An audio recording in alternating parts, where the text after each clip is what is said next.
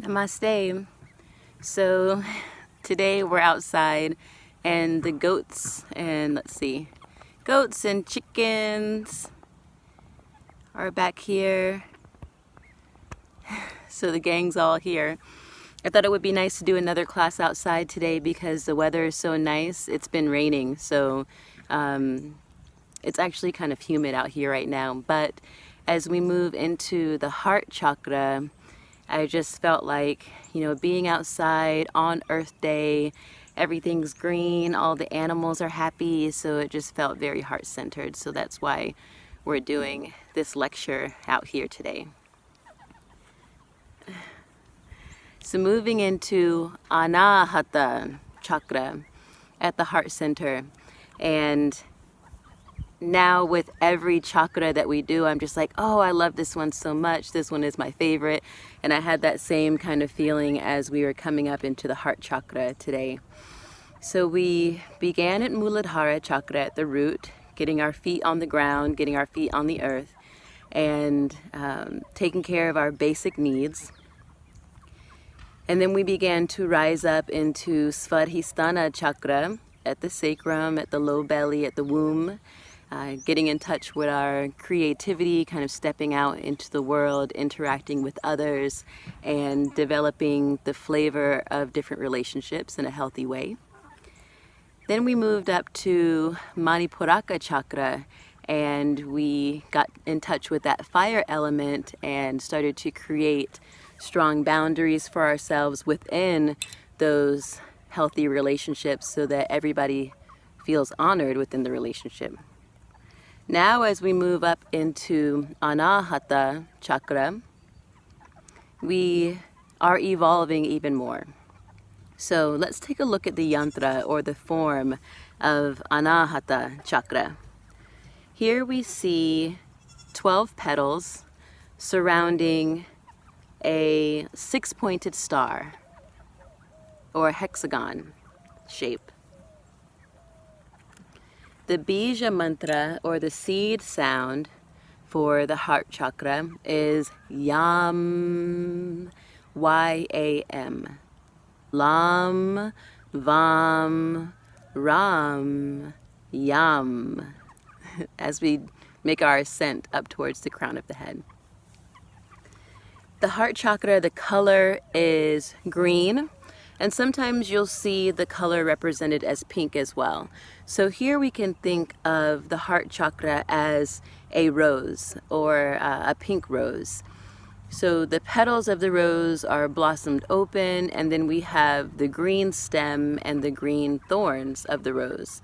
So I really love the imagery of the rose as we move into the heart chakra, because it gives us that space to become vulnerable within loving relationships, while also being protected, by these thorns and these boundaries that we've created for ourselves, so that we're able to fully blossom within the connections that we make. The element here is air. So if we think of the heart, we think of the body parts associated with Anāhata chakra. We have the heart, and a lot of times we just say the center of the heart is the heart center, right? But the heart chakra extends even beyond just the center of the heart. So we have the center of the heart. We also have the thoracic spine, the center of the back. We also have the arms, the hands, the fingers, the underarms. So I'm always telling folks, the underarms are the gateway to the heart center. So it's through the underarms that we're able to penetrate directly into the heart. And so this really brings more of an expansive quality to what we consider to be just the heart center. It expands much further beyond that if we start to think of the chakras as these wheels and vortexes of energy. So it's not a stagnant center, it is expansive and extending. Yes. So if we think of asana, that would be really good for the heart center. We have things that are heart opening, things that are back bending are really good for the heart center, even things that are forward bending that open the heart center in the back body. Things that have big sweeping arm movements, mudras that come in touch with the fingers and the hands, these are all associated with the heart chakra. Our sense of touch is at the heart, and this is also in relation to making contact with others. So the expression or the saying for the heart center is "I love." And when we think about love, you know, love is internal to begin. So, you know, there's that saying, you can't love someone else until you love yourself. And that sounds really cliche and it sounds kind of silly, you know, but when we really sit and think about that, it's directly related with the work that we do right at the heart center. So the heart center, the statement being, I love, first and foremost, it's about deep, deep self-love, self-appreciation, self-care, and self-worth. And when we have a true love that springs from within, then we are able to develop those deep connections and those deep relationships with others. And that's why it's so important for us to do our internal work, because there's a lot to give, you know, as mothers and lovers and friends and teachers. We have so much to give that sometimes we forget how important it is to refill that cup, to overflow to others. So it all begins within. So we have these meditations of self-love, and, you know, what does it even mean to love yourself? So those are good questions to ask yourself as we move into this this work on Anāhata chakra. So we have the qualities of openness, compassion, self-acceptance, and self-confidence. And you know, that is really an extension of the work that we've been doing in Manipuraka chakra, developing that sense of self-worth, and how that self-worth and those boundaries evolve into a deep sense of self-love. Our foods here, pomegranate, rose. I put a lot of herbs, rose, hawthorn, linden, these heart-centered herbs. Also figs and watermelon.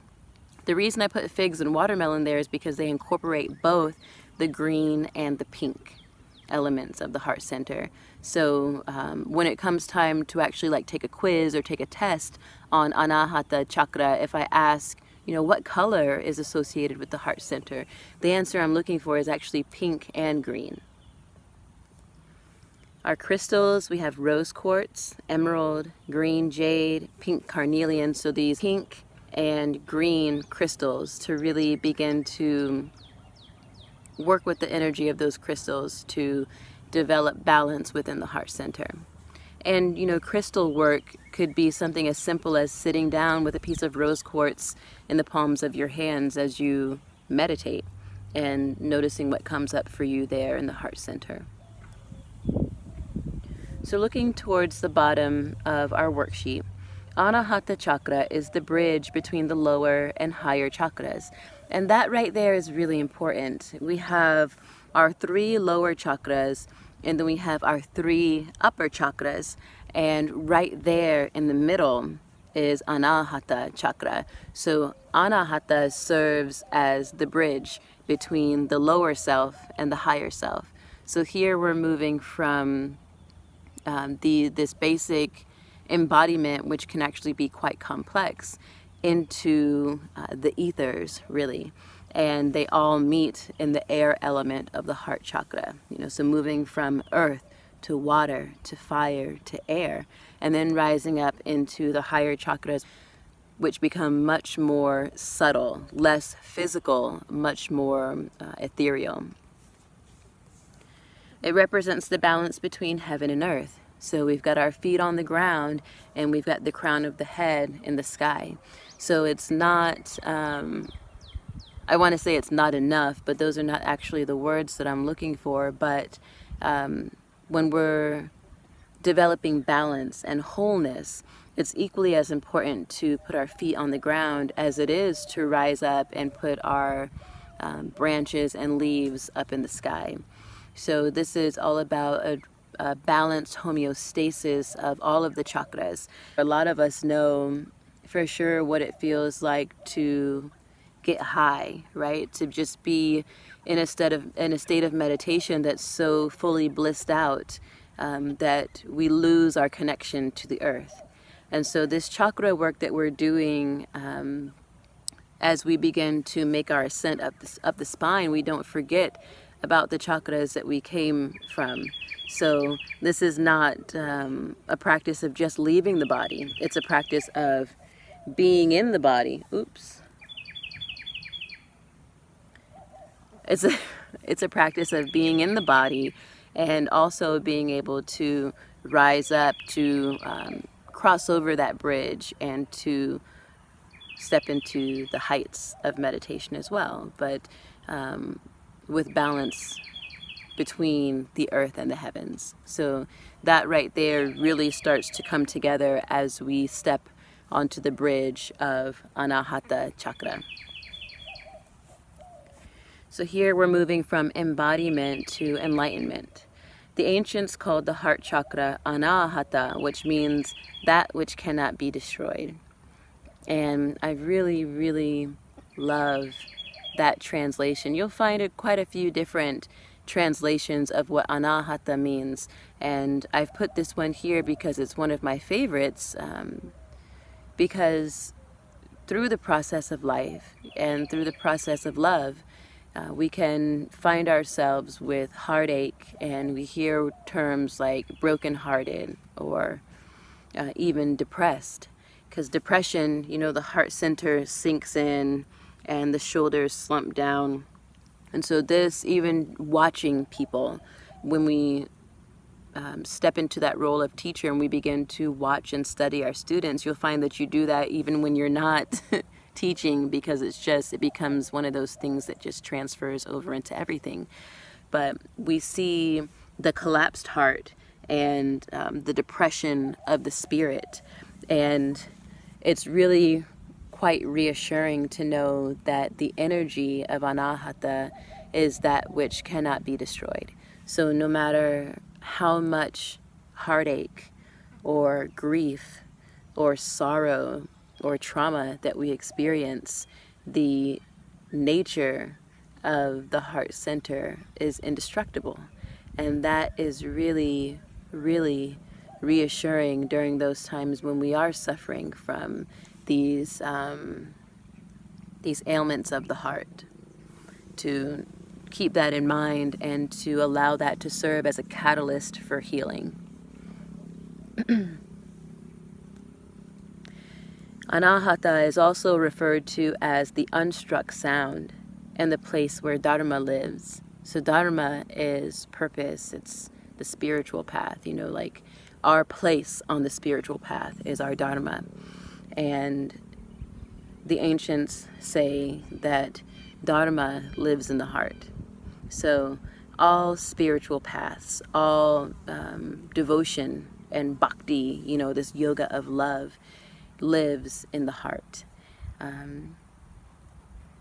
Yeah, it's just really quite simple, yet also so profound and deeply beautiful, that, you know, our sense of love and devotion, whatever it is that we're devoted to, that springs forth from Anāhata chakra.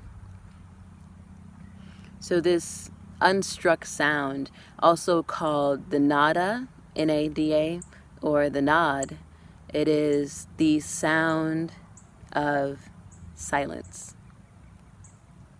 And it is that place, you know, it's these things like the unstruck sound and nada, we can talk and talk and talk about what these mean. But the more we speak of it, oftentimes the more it's just lost in translation. So the sound of silence is what we experience when we slip into a state of samadhi in meditation. All spiritual paths are paths of the heart. Anāhata goes beyond our ability to interact with others and create boundaries. It represents the evolution of interaction where we are able to love and connect deeply. So as we got our feet on the ground with Muladhara Chakra and we covered our basic needs, then we began to step into this creation, this reproduction, this sensuality and healthy sexuality. Then we began to move up into creating boundaries within our relationships, and Anāhata Chakra takes it even a step deeper, where we have the ability to love. We have the ability to love ourselves, our perfect imperfections, and to know that we are these spiritual beings having a human experience, and there are lessons to be learned here. So this is a real example of when we speak about being gentle and compassionate and easy with yourself through this whole process, because that is a real expression of love for yourself. In this human experience, we've all got our lessons, we've all got our challenges, and the things that we come up against that we have to overcome in order to grow. And it's really an amazing thing to be here and be able to do, to have this body, and then within this body have these subtle bodies, and have the ability to connect, the ability to touch, the ability to love, and the ability to mess up and start over and grow and fall and get up and keep going and learn. And so all of that is part of the heart chakra, of being easy with ourselves as we make this spiritual journey on this path of the heart.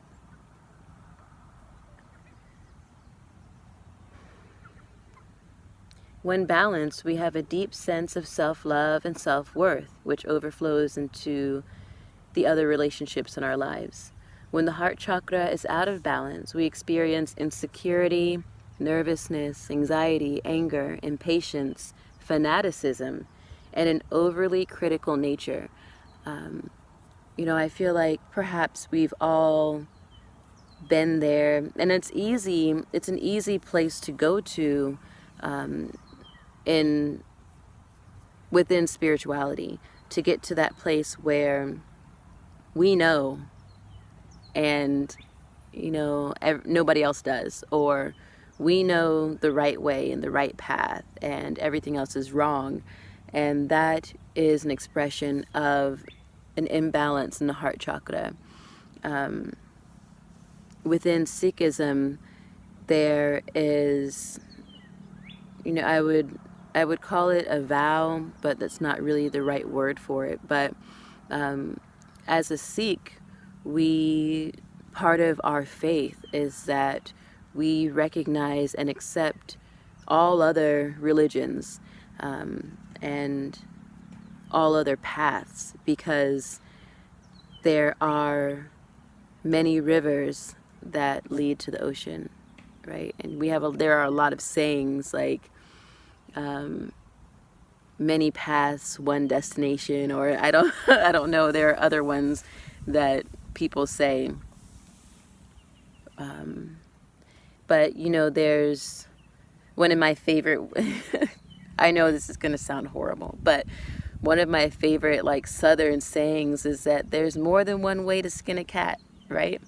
So when we become rigid and we start to think it's my way or the highway, or the yogic path is the only way to recognize your highest self, or things like that, then that's a real good indicator that perhaps we should take a step back and reevaluate things And that's where, fanaticism comes in.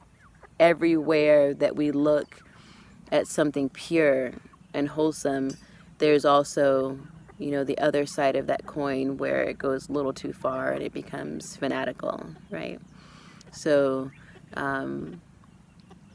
that's one indicator that the heart chakra is out of balance. Also, those feelings of depression where the heart is collapsed.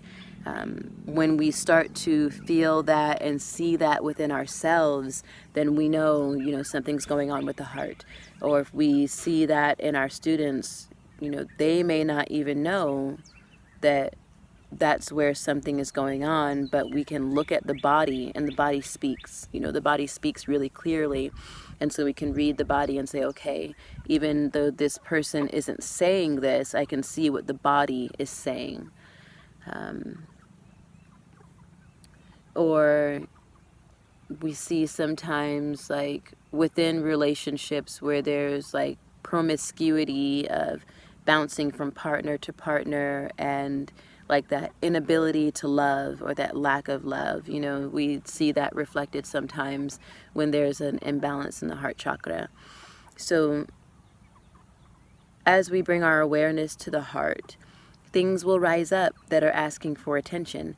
And again, this is a really, really beautiful place to be, and it's not always easy, and a lot of it is really beautiful, and there are epiphanies and revelations that come up, but can we sit with that even and watch it as it falls away? So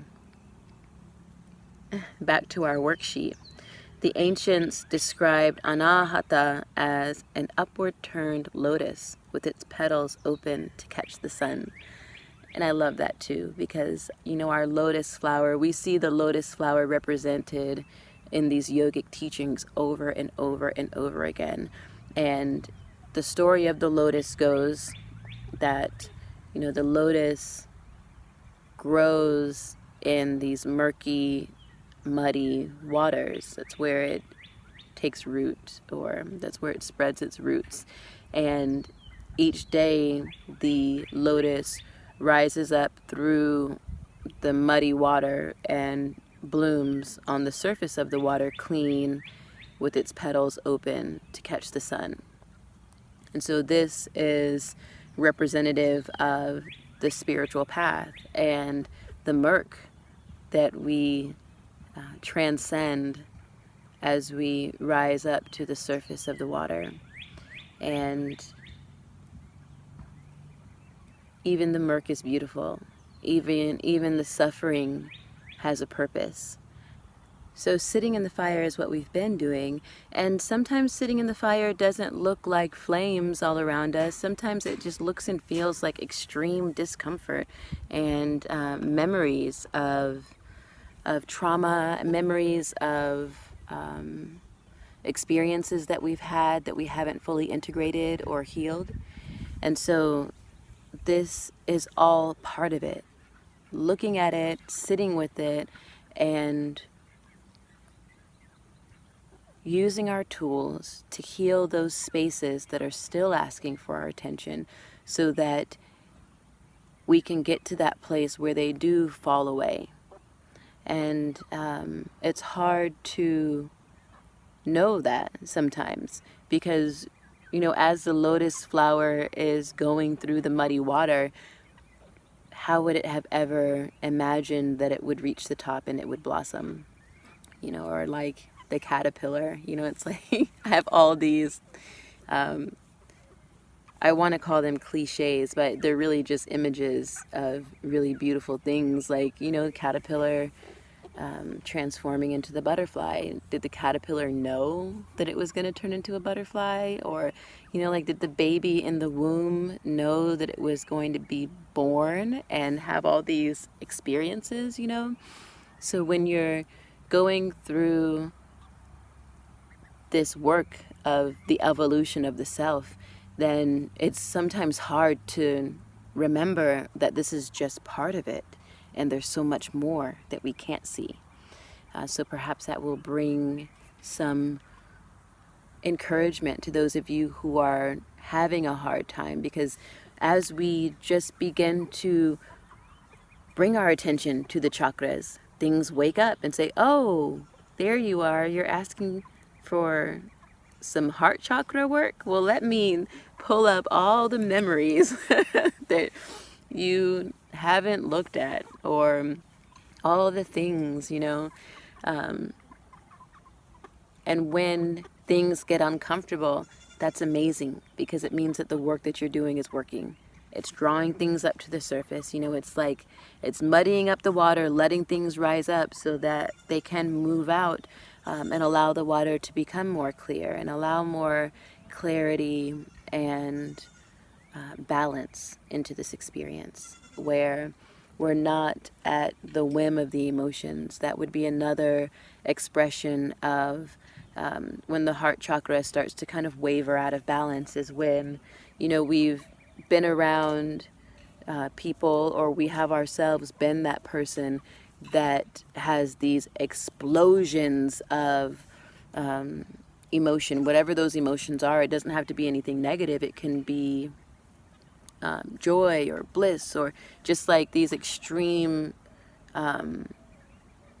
emotional reactions, you know, then that also can be an imbalance of the heart chakra. And, you know, these things are complex. So it's not to say that because someone is overly joyful that their heart is out of balance. You know, it's not to say that at all.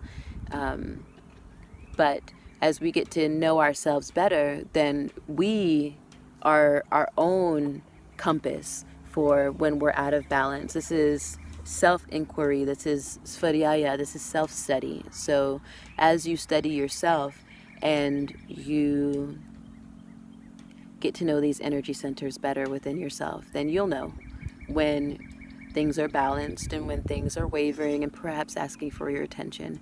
So the awareness, the practice of awareness doesn't end, because we are here in a body and we are interacting with others and we are having these relationships and we're living in society and on and on and on. And we're so happy to be here and have the opportunity to do it. Okay, so our lotus mudra is coming from Anjali mudra at the heart center, opening up the hands, the thumbs and the pinky stay connected. This is lotus mudra. So this is the symbol of Anāhata chakra, the upward turned lotus that is catching the light of the sun. You know, and this is the petals of yoga. You know, it is that blossoming that happens when we get to know ourselves. So everything in due time, everything by the grace of the Guru. Our sound here is Yam, so let's chant the sound Yam as we close out for the heart. So big inhale. Yam.